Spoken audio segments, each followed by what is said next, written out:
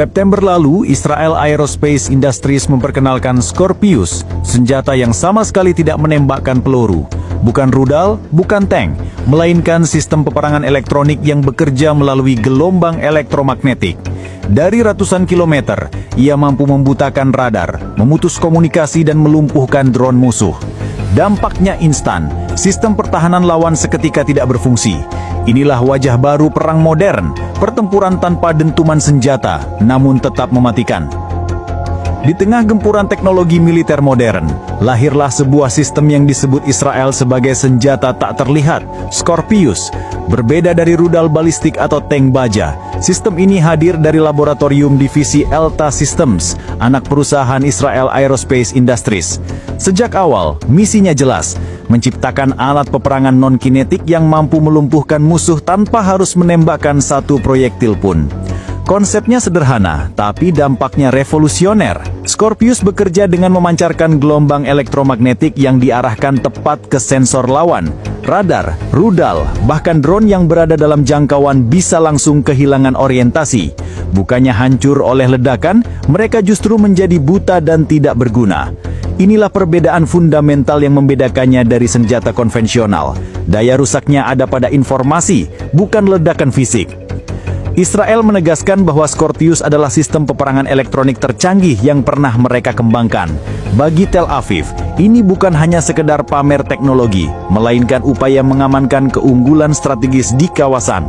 Sejarah panjang Perang Timur Tengah membuktikan, setiap inovasi militer Israel cepat atau lambat akan diuji di medan perang nyata.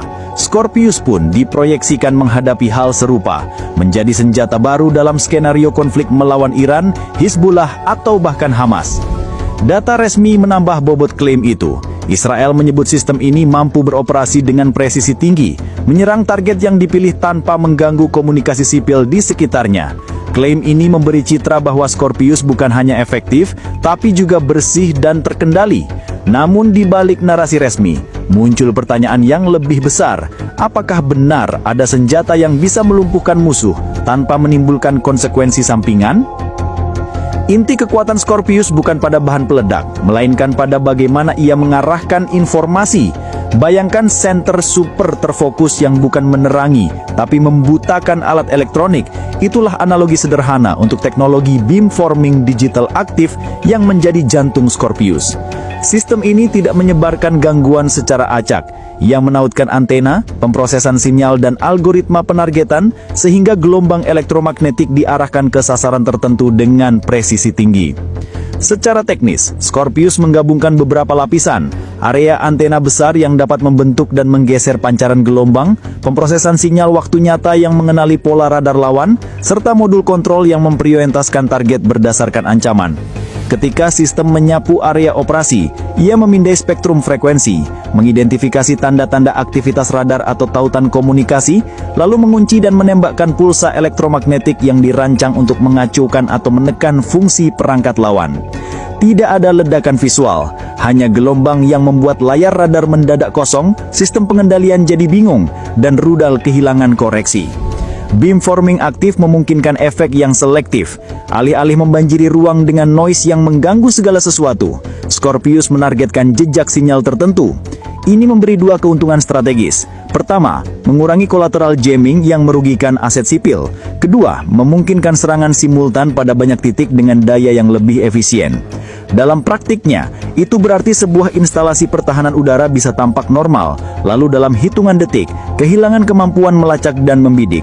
Tetapi ada unsur perangkat lunak yang menentukan, pemodelan spektrum, pengenalan pola dan adaptasi frekuensi. Scorpius diduga memakai algoritma canggih untuk memprediksi respon lawan dan mengubah pola pancaran agar tetap efektif meski musuh melakukan countermeasure sederhana. Visualnya seperti operator yang mengarahkan jari ke peta elektromagnetik. Setiap gerakan memutus sebuah jalur komunikasi musuh. Namun kecanggihan itu membutuhkan sumber daya listrik besar, pendingin, dan dukungan intelijen akurat. Scorpius tidak bekerja dalam vakum. Ia butuh data pengintaian, koordinasi platform, dan waktu untuk mengunci target. Dalam kondisi real, performa teknisnya akan tergantung pada integrasi antara perangkat keras, perangkat lunak, dan jaringan intelijen yang menyokongnya. Keunggulan mencolok dari Scorpius adalah kemampuannya menyerang banyak target sekaligus. Dalam peperangan elektronik tradisional, sebuah sistem biasanya hanya mampu fokus pada satu sasaran dalam satu waktu. Namun Scorpius dirancang berbeda. Ia bisa melacak, mengunci, dan melumpuhkan puluhan radar, sistem pertahanan udara, rudal jelajah, bahkan drone secara bersamaan. Bayangkan sebuah skuadron pesawat tempur yang baru saja lepas tandas. Normalnya, radar dan sistem rudal permukaan ke udara akan segera bereaksi, menyiapkan tembakan intersepsi. Tetapi begitu Scorpius diaktifkan, layar radar tiba-tiba kosong, rudal kehilangan sinyal pemandu, dan drone pengintai tak lagi bisa mengirim data. Skenario itu membuat seluruh unit seolah lumpuh dalam hitungan detik, bukan karena dihancurkan, melainkan karena diputus dari indera mereka sendiri. Bocoran teknis yang beredar di kalangan analis pertahanan menyebut sistem ini bahkan dapat melumpuhkan satuan pertahanan lengkap, sebuah skuadron udara atau baterai rudal, hanya dengan gelombang elektromagnetik yang ditembakkan secara simultan. Ini memberi Israel keunggulan asimetris, mengurangi ancaman lawan tanpa harus mengorbankan amunisi mahal atau membuka diri terhadap risiko serangan balasan konvensional. Bagi musuh, ancamannya jelas. Scorpius tidak hanya menyerang satu titik, melainkan seluruh jaringan sensor mereka. Sekali sistem itu terganggu, koordinasi dan efektivitas tempur mereka bisa runtuh total. Salah satu kekuatan tak terlihat SCER adalah fleksibilitas platformnya. Desain modular membuatnya bukan sekadar stasiun tetap di tanah, melainkan paket kemampuan elektronik yang bisa dipasang di pesawat, kapal perang, kendaraan lapis baja, atau platform stasioner yang tersebar. Bayangkan sebuah array antena besar di dek kapal perusak. Di udara, sebuah pot berpendingin menempel di sayap pesawat pengintai. Di darat, trailer beroda yang bisa dipindahkan cepat ke posisi baru. Semua itu membawa kemampuan jamming presisi kemanapun diperlukan. Modularitas juga berarti skala operasi bisa disesuaikan. Untuk operasi luas, beberapa unit SCER dapat dikaitkan menjadi satu jaringan koheren, saling berbagi data dan mensinergikan pancaran. Untuk misi spesifik, unit kecil bisa dikerahkan untuk menonaktifkan radar pelacakan di satu kawasan tanpa mengganggu frekuensi sipil di kota terdekat. Ini memberi komandan opsi strategis, serangan luas yang menonaktifkan area pertahanan lawan, atau serangan pinpoint yang mematikan satu sistem kritis. Tetapi fleksibilitas memerlukan integrasi. SCER di udara perlu berkomunikasi dengan satelit pengintai, pesawat tanker, dan pusat komando darat. Di laut, ia harus tersinkronisasi dengan sistem perang elektronik kapal lain dan jaringan pertahanan regional. Logistik juga menantang. Sistem pendingin dan pemeliharaan spesialis membuat unit mobile bergantung pada dukungan teknisi yang kuat. Secara visual, bayangkan jaringan lampu kecil yang menyala pada peta operasi. Setiap titik adalah node SCER yang bisa diaktifkan atau dipadamkan sesuai prioritas.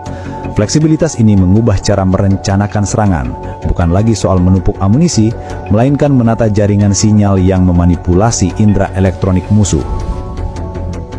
Meski terlihat hampir mustahil, SCER bukan tanpa celah.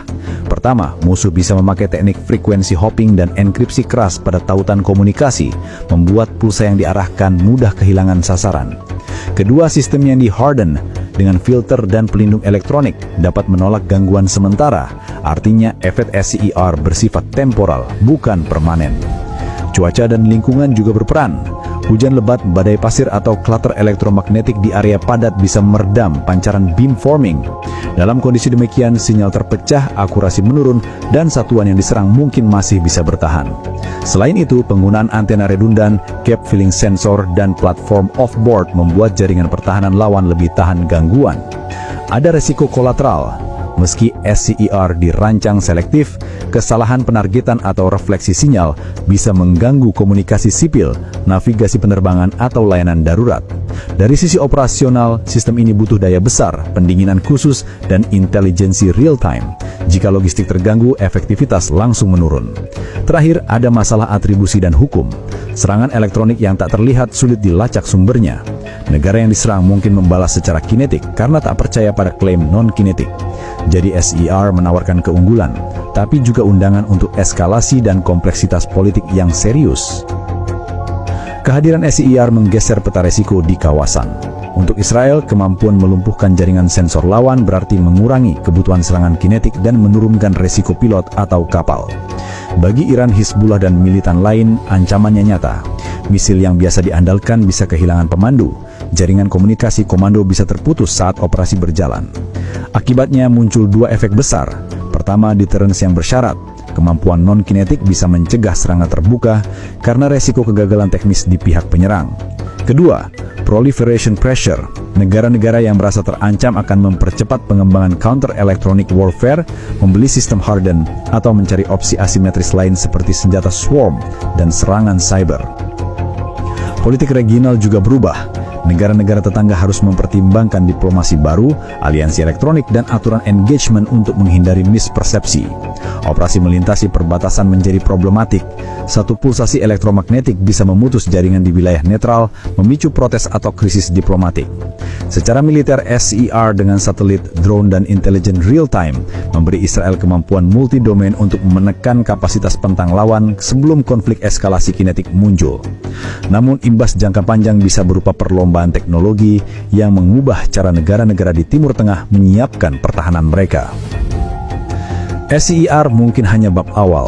Tren yang jelas, miniaturisasi, integrasi AI, dan penerapan multidomain akan membuat kemampuan EW lebih cepat menyebar.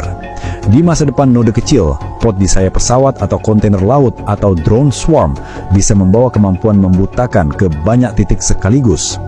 AI akan mengotomatisasi pengenalan pola dan adaptasi frekuensi. Sistem bisa belajar respons musuh dan menyesuaikan pola pancaran dalam hitungan detik. Ini mempercepat siklus serang balas elektronik dan menyulitkan kontrol manusia terhadap eskalasi. Dari sisi masyarakat, ancaman baru muncul. Ketergantungan pada jaringan elektronik membuat infrastruktur sipil rentan. Listrik, komunikasi seluler, atau bahkan rumah sakit bisa terganggu dalam konflik yang tampak sunyi. Itu memunculkan kebutuhan aturan internasional untuk serangan EW, apa yang boleh, apa yang dilarang, serta protokol atribusi yang lebih kuat. Pertanyaan terakhir tetap menghantui.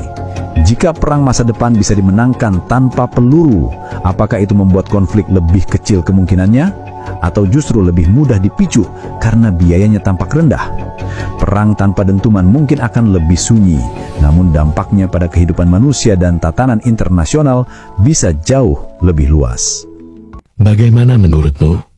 Silahkan komen guys.